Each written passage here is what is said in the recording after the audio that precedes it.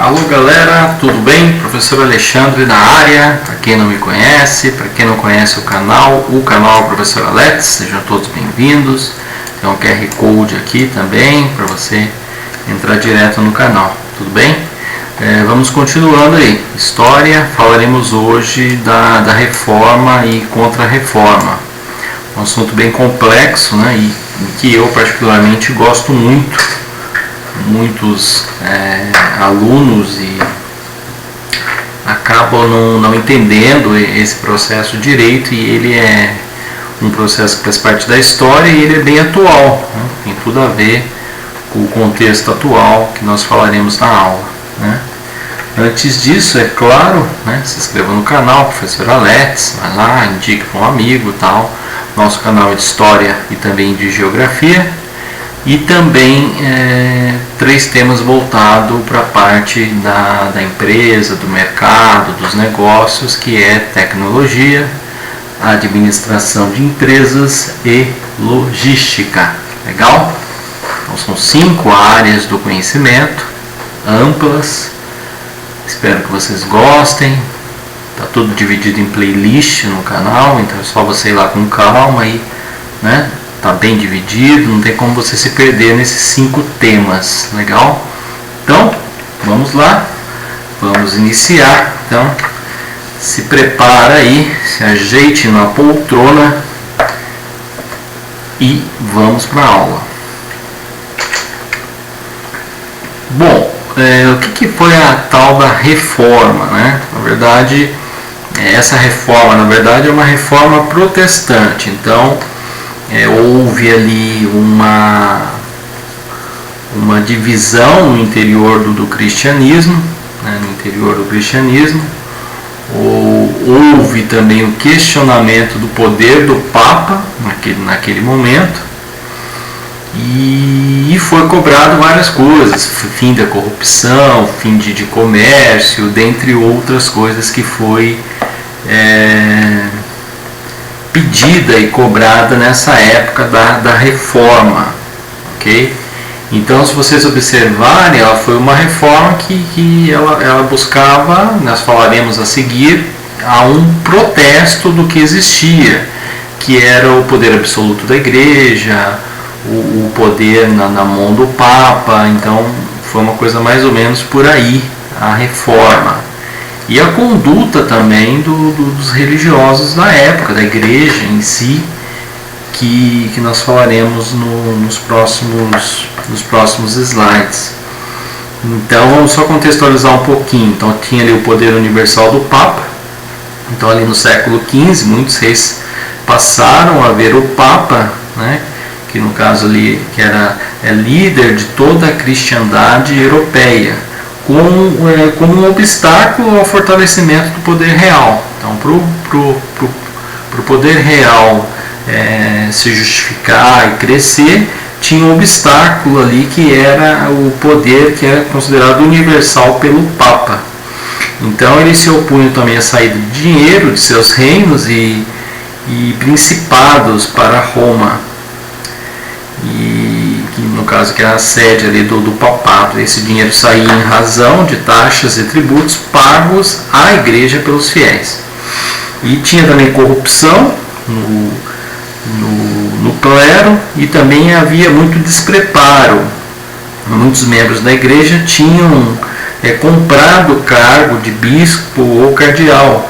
Então vários papas chegavam à chefia da igreja por pertencerem, no caso, a famílias poderosas. Então os padres tinham geralmente pouca instrução. Então esse é um dos motivos da reforma. E o outro era a venda de indulgências e falsas relíquias. Então, por exemplo, ali que era essa palavra indulgências? Era, no caso, perdão dos pecados em troca de uma doação em dinheiro à igreja. Então, e tinha também muito assim, tinha alguns acontecimentos, vendiam, por exemplo, objeto que diziam que era pedaço do osso do jumento montado por Jesus, enfim, e outras falsas relíquias aí. e vamos dizer assim, promessas falsas. Então tinham tudo isso que eu falei nessa época. Então a reforma ela veio mais ou menos em cima disso, de práticas abusivas de membros da igreja, né, contextualizando melhor, que provocavam uma grande insatisfação entre os cristãos de diferentes condições sociais. Isso é importante, de diferentes condições sociais, e contribuíam para o surgimento de ideias e movimentos que eles chamavam de reformadores. Então, por isso que o nome é reforma. Três reformadores que eu destaco foi o John Wycliffe, o Jean Hus e também o Martinho Lutero, que é um dos mais famosos aí. O John Wycliffe, ele traduziu a Bíblia para o inglês, né? Ele era formado em teologia, e então ele traduziu para o inglês, e ele tinha ali criticava sobretudo o acúmulo de riqueza por parte dos bispos. O Jan Hus, ele era professor universitário lá da República Tcheca, e no caso ele também tinha ali a parte ele também traduziu a Bíblia para o tcheco, a língua ali da sua localidade. E também uma interessante passagem aí, que vale a pena você registrar, ele foi acusado de herege, né, e foi queimado vivo, né? Então o que é herege? Na verdade é aquele que contrariava a doutrina oficial da igreja, né? Então ele era acusado de herege, e a maioria deles a condenação era morte, e muitas vezes queimado vivo. Então tinha isso também, essa parte um pouco cruel também da igreja, que muitos reformadores questionavam. O Martinho Lutero, ele já era ali da região da Alemanha, ele foi um monge, e ele revoltou-se principalmente contra a venda de indulgências, né, que foi o que eu falei no slide anterior, que é aquele processo de você dar o perdão do pecado em troca de doação para a igreja. Então a grande revolta dele era isso. Ele discordava da doutrina católica.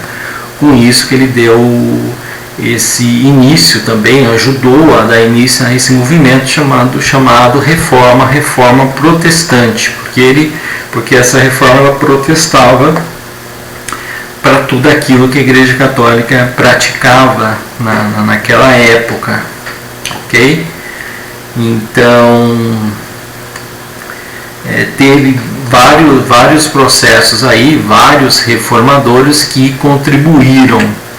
Vamos falar um pouquinho mais do Lutero. Então ele teve várias teses também, né, que ele defendia. Tese 24, ó lá. Eu vou falar aqui para vocês aqui. A maior parte do povo está sendo enganada pela promessa de que seus pecados serão perdoados. Essa era a tese 24. A 32, serão condenados juntamente com seus mestres aqueles que se julgam seguros de sua salvação através da carta de indulgência. E a tese 86,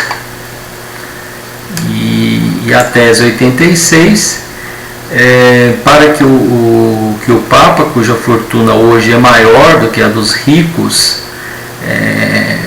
nos casos os romanos ricos, lá que era chamado de crassos, né?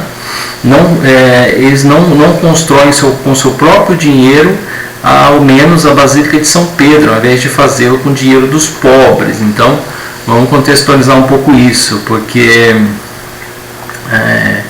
houve um processo da construção da Basílica de São Pedro, e houve todo um processo de Roma de receber dinheiro ali dos fiéis, doação, e em troca eles dariam a indulgência plena.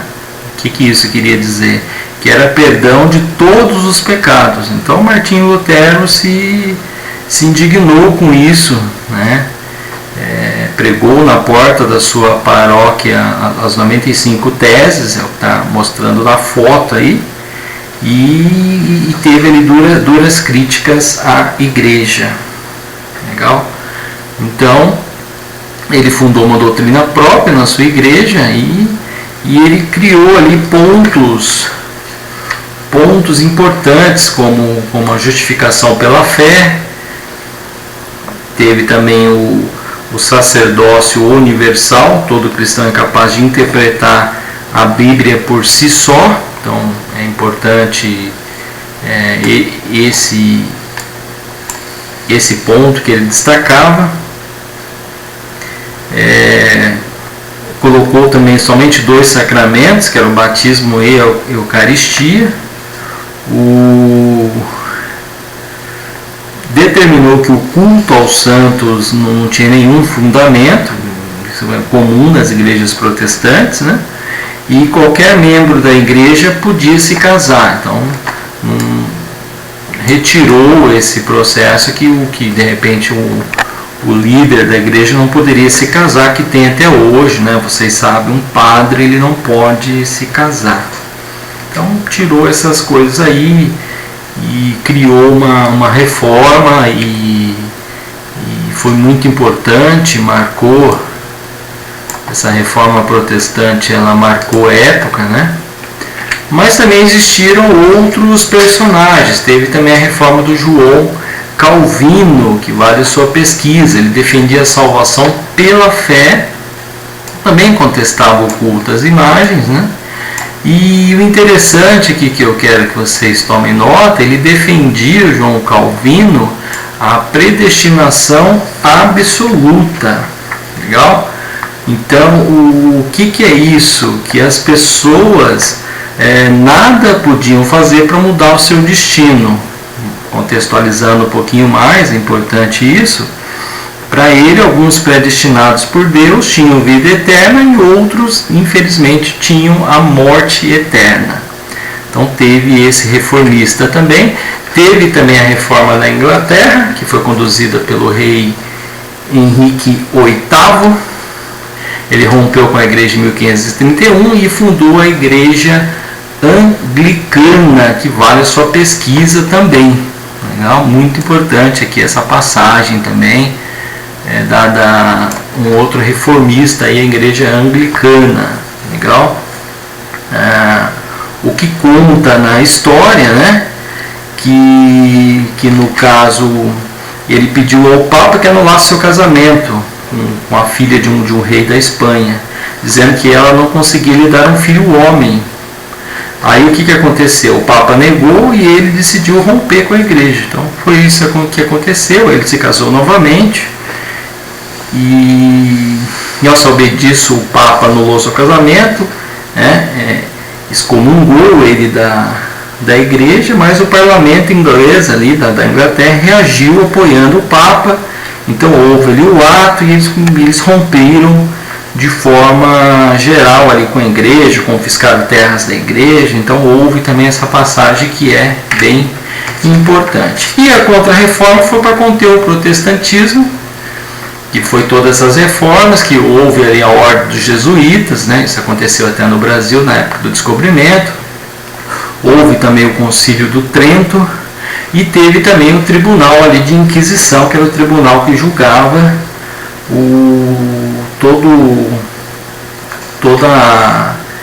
julgava, vigiava, punia todas as pessoas acusadas de heresia. Então a reforma foi uma reforma protestante contra a Igreja Católica, e a Contra-Reforma foi a retomada da Igreja Católica dentro desse processo. Bom, é isso daí, pessoal. Obrigado a todos. Fique com Deus e até o próximo vídeo.